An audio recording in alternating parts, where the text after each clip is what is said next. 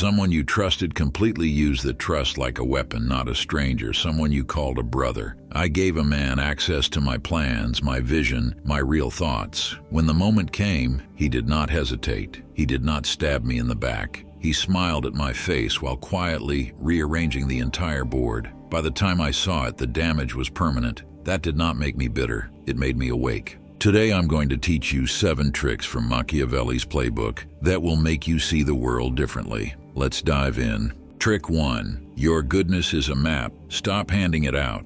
The men who get targeted most are not the weak ones.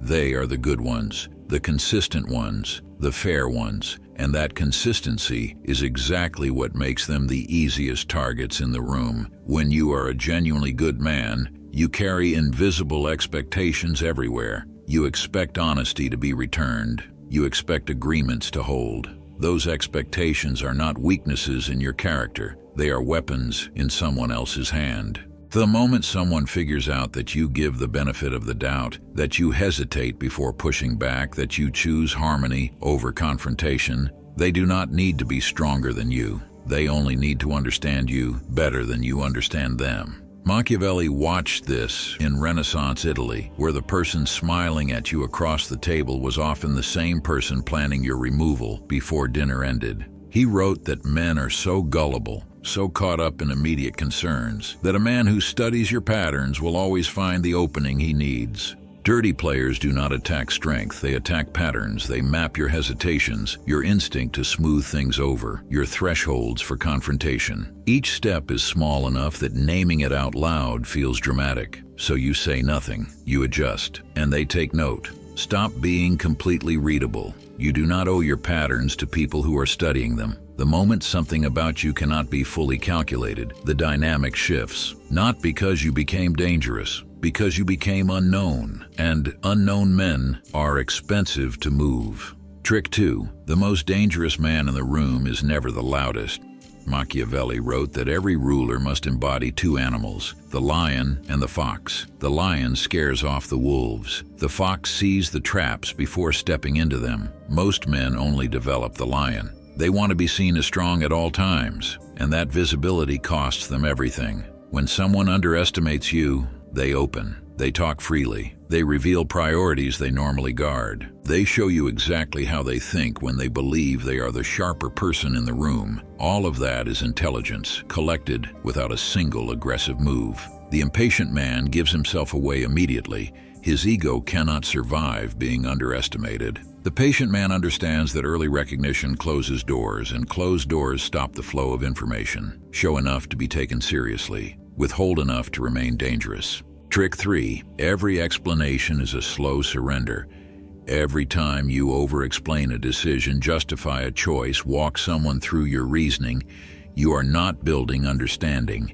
You are handing over a weapon. The moment you start explaining, you shift from moving to seeking. Seeking approval, seeking validation, and without realizing it, you put the other person in the position of judge. Dirty players know exactly what to do the moment they are handed a gavel. They wait. They ask one more question. They express mild confusion about one specific detail, not to understand better, to make you explain more. Because every additional explanation gives them more material, more emotional language to reframe, more inconsistencies to hold and use later. What you thought was a conversation is a collection process. Machiavelli was precise. Men judge by appearances far more than by reality, because the eye reaches everyone but the hand reaches only a few. The man who commands does not narrate his command. He makes it and moves. Learn the difference between communicating and justifying. One serves your purpose, the other serves your opponent.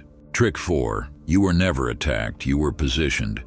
This explains the most confusing losses, the times you did everything right, stayed professional, acted with integrity, and still ended up on the wrong side of the room's perception. You were not beaten in a fight. You were placed inside a frame before the fight even started. Direct attacks are sloppy. They create sympathy for the target and expose the attacker. The man who truly understands influence does not attack. He arranges context. He places small pieces of information in front of the right people at precisely the right moment, then steps back and lets human psychology finish the work.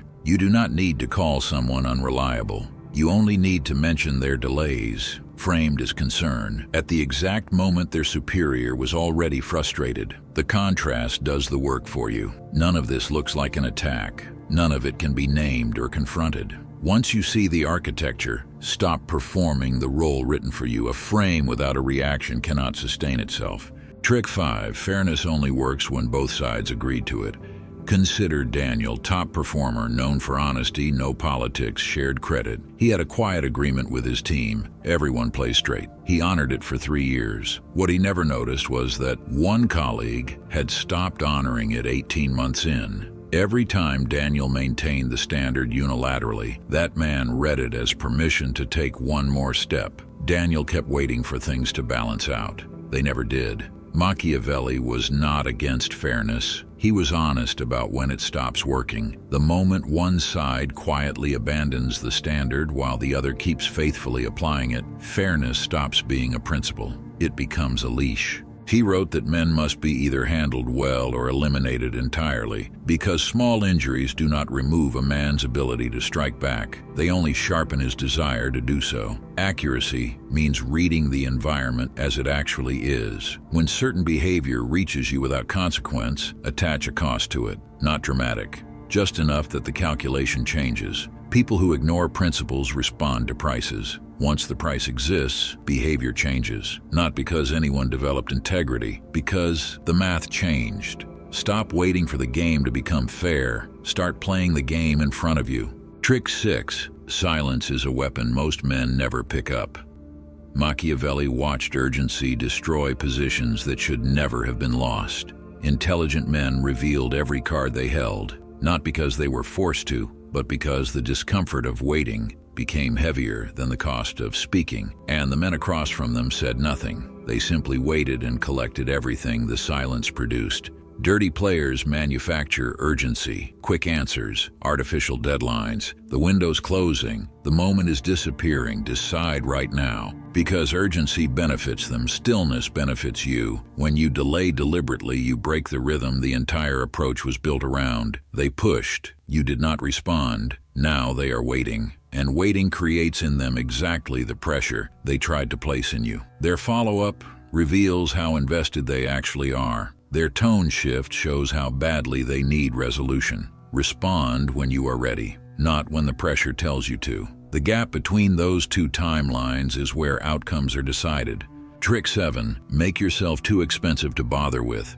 Position is not granted. It is not given because your intentions are good or your loyalty is real. It is built through consistent demonstration that certain behavior in your direction carries a cost. Dirty players operate where access is open. They return to wells where water has always been available. When the well stops being accessible, when your reactions stop being automatic, when your limits stop being testable, they do not fight for access. They redirect. No return means no reason to continue. You become, without confrontation, without drama, without raising your voice once, too expensive to bother with. This is not about becoming cold, it is about becoming genuinely self-possessed, knowing who you are clearly enough that someone else's narrative finds no surface to grip, knowing what you will not accept clearly enough that testing your limits stops feeling like a worthwhile investment for anyone. People sense it before you open your mouth. They sense when limits are real. They sense when engagement is chosen rather than automatic, and they adjust accordingly, not because you demanded it, but because the environment you built made a certain kind of behavior toward you cost more than it returns.